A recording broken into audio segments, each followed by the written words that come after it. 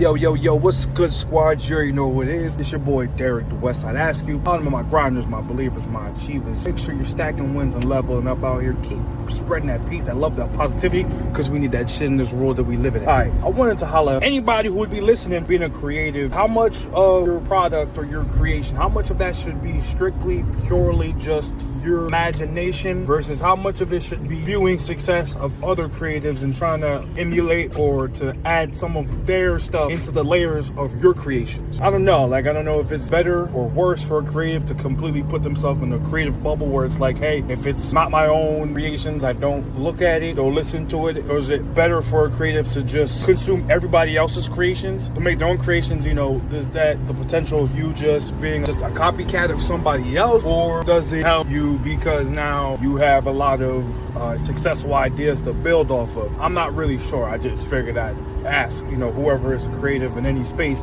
should you use the same materials, the same plugins, the same equipment, or, to use the same type of ideas, use the same type of words, whatever you want to call it, when it comes to being a creative, whether it's music, acting, whatever, directing, clothing, design, anything like that. How much of that should just be strictly, purely, hey, I was in my own bubble, I didn't really come up with this by emulating anybody else, versus how much of it should be based off of, previous creations. Then when it comes to creating or improving on the creations that you've made, should you strictly be viewing your old creations and trying to see where you can get better in that aspect?